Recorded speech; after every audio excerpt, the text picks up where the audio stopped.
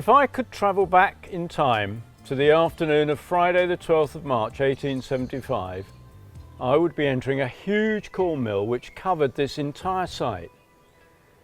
At that time, Beeleigh Mill was one of the most important and prestigious mills in the county, and even by 1875 it already had a long and impressive heritage.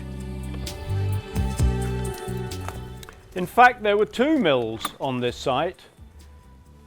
The large water mill, which occupied the central area, and then the addition of a steam mill, which enabled milling to continue when water levels were low or in periods of drought.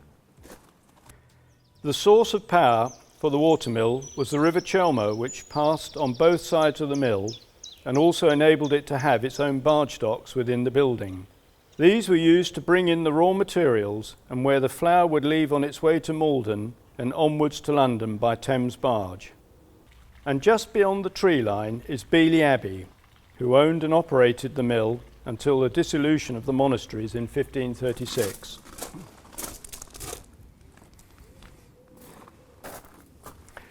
Friday, the 12th of March 1875 is significant because during that night the entire timber-framed watermill was razed to the ground by a terrible fire. In an article published by the Chelmsford Chronicle a few days later, it was reported that the fire was so fierce that it was visible in Chelmsford and as far away as Colchester. Despite the efforts of many volunteers, a hand pump from the Malden Fire Brigade and a second appliance from the miller's own insurance company, the fire destroyed so much of the watermill that it never milled corn again. As you can see, very little remains of the watermill, but by some good fortune, most of the steam mill escaped the destruction and have just about survived the passage of time. Aside from the building itself, the Wentworth steam engine escaped serious damage, along with the Hurst frame and elephant boiler, all of which are subject of a mammoth restoration project being undertaken by the Beeleigh Mill Restoration Group.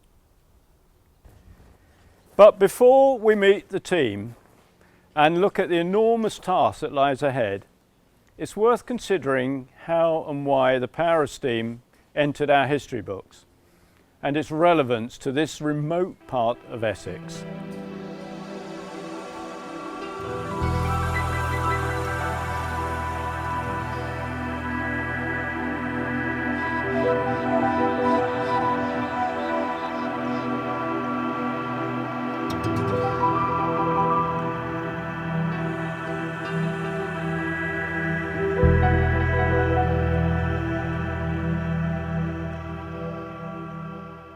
If you visit Cornwall today, you can't avoid the signs of its industrial heritage.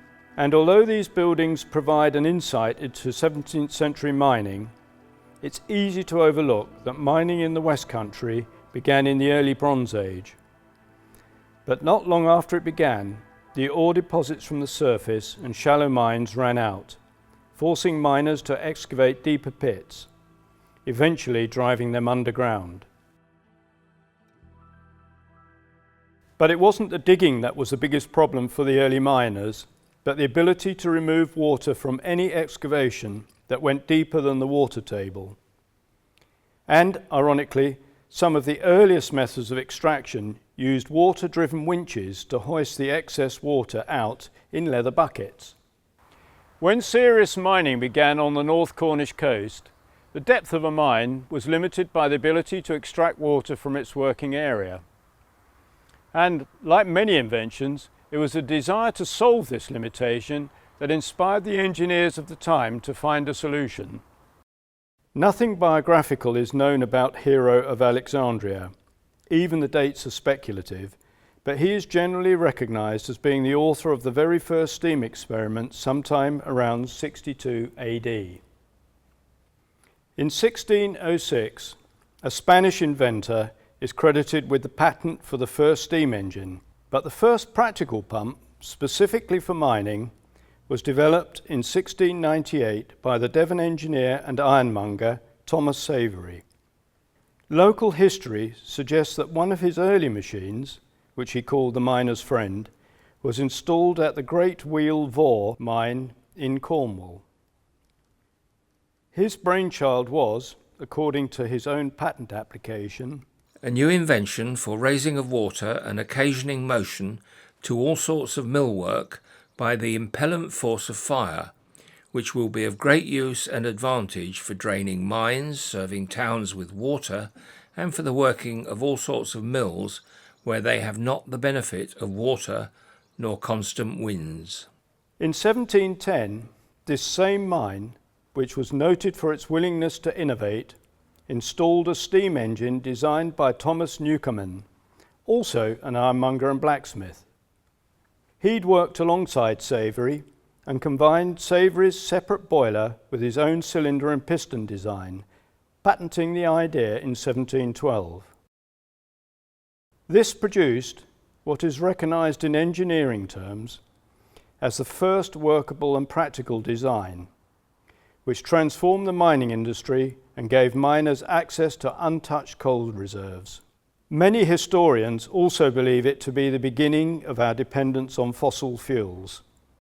During the 18th century, Newcomen's engines were widely used throughout Britain and Europe, and very quickly they came to the attention of James Watt, a gifted mechanical engineer who, at the age of 27, was asked to repair a model of a Newcomen pump. By applying a scientific and pragmatic approach to the design, he was able to introduce modifications which more than doubled its productivity. Recognizing its potential, he was quick to file the following patent: a method of lessening the consumption of steam in steam engines by the separate condenser. However, his design didn't move into mainstream production until 1775, when he partnered with entrepreneur Matthew Boulton. Within 5 years, 21 Boulton & Watt engines were in use in Cornish mines, and by 1790 this had increased to 45 and allowed workable mines to reach depths of up to 300 metres. By 1782, Watt had registered 2 additional patents, and with the support of Parliament, secured his future for the next 18 years. Boulton & Watt's design remained visually quite simple, but it was Newcomen's method of transferring power into work by the large overhead beam that gave it its distinct and recognisable appearance. This also gave rise to the generic term beam engine. With the considerable success of pumping water for the mining industry, it was inevitable that the power of steam would find its application in other areas, and in particular the distribution of drinking water. By the 18th century, a rapidly growing population fueled a boom in the establishment of private water supply networks. So the familiar beam engine began to appear in pumping stations around the UK. Until Boulton & Watt's patent expired in 1800, the design had remained largely unchallenged, but as engineering moved into the 19th century, many pioneers and inventors applied their minds and ingenuity to alternate, elegant, and more efficient designs, which came to characterize the Victorian era. Other engineers of note from this period were Richard Trevithick, for introducing high-pressure steam, and Jonathan Hornblower, who pioneered the concept of the 2-cylinder compound engine in 1781. However, Hornblower was prevented from pursuing his design by the patents held by James Watt, so it didn't enter production until Arthur Wolff refined the concept and successfully patented his version in 1804, by which time the Boulton & Watt patents had expired. As with many successful inventions, the initial application was only the beginning, and before long, the steam engine found its way into all areas of industry and agriculture.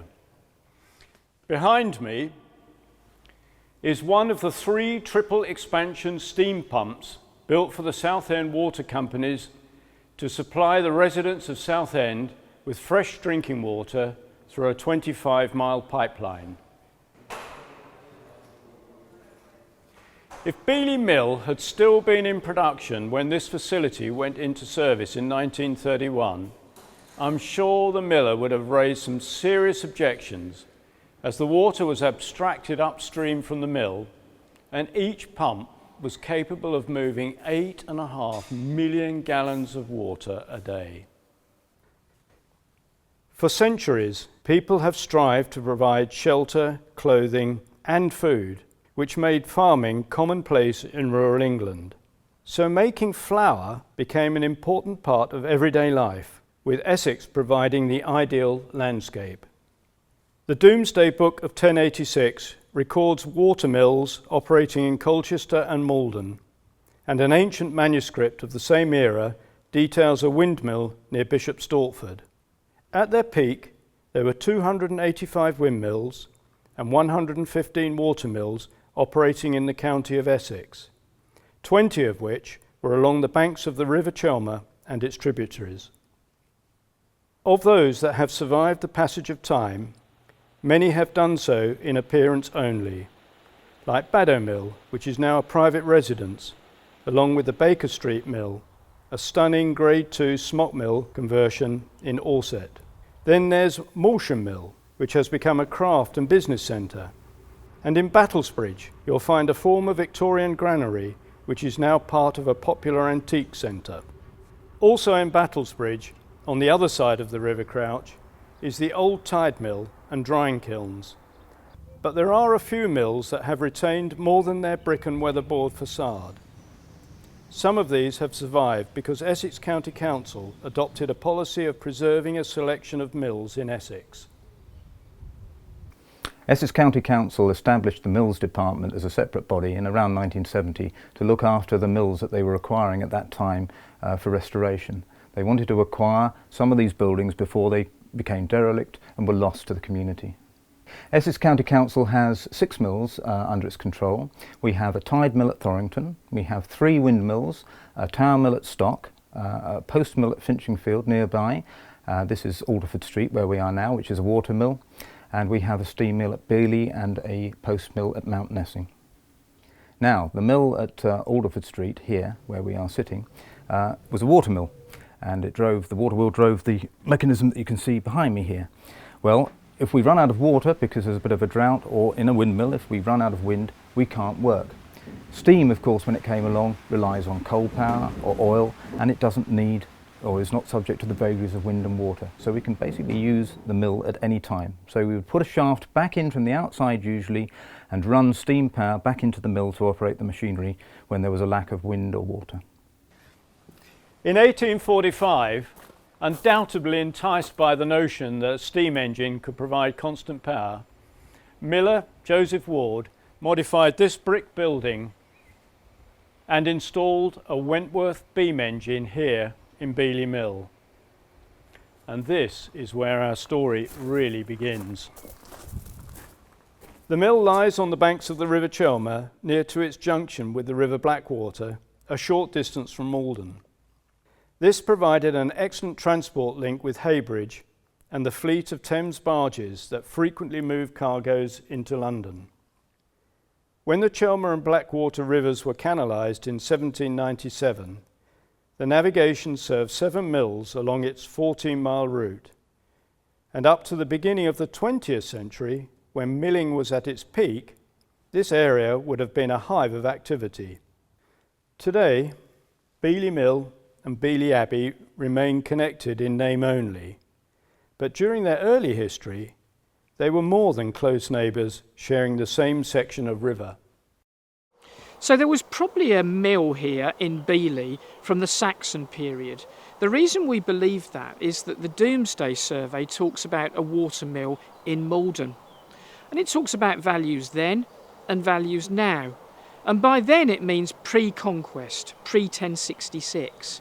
And by now it means the date of the survey, 1085-86. So amazingly, there was probably a mill here in the 10th century. During the time that the abbey was in existence, the Norbertines or Premonstratensian order owned the mill, so they had it right through until the 6th of June 1536. It then passed to a number of powerful secular owners who did very well for themselves. It was a very lucrative, very successful mill. Even more so when the steam age arrived in Beeleigh and we had the beam engine, which actually increased the output and reduced the workforce, and the money came in. Then we had this dreadful fire when the place was completely razed to the ground and was never rebuilt. In 1960, it came into the ownership of Essex Water. They re-roofed the steam mill to prevent further deterioration, but little more was done until Essex County Council acquired the lease in 1970. Now, Beeleigh steam mill, as it is now, was formerly the site of a very large water mill which burnt down. That belonged to the then Water Authority. Essex County Council took the leasehold on that in about 1970. Some work had been done to the exterior of the building, but the interior remained very much untouched, and it is as we found it today. Prior to the fire, the mill was one of the largest on the Chelmer and Blackwater rivers, and it would have been a very impressive structure. The main building had 2 brick-built levels and 3 timber floors and stood 72 feet tall. It housed 12 pairs of stones, which were driven by 2 water wheels. And when the steam engine was installed in 1845, the capacity increased to 17 pairs. Today, the mill lies far from the beaten track, so it's hard to imagine that this was once a thriving enterprise, employing so many hands that it had its own cricket team. What remains today is a shadow of its former glory, but thankfully, enough of the steam mill survived to make restoration a possibility. So, since 2008, the Beeleigh Mill Restoration Group has been working towards making this a reality.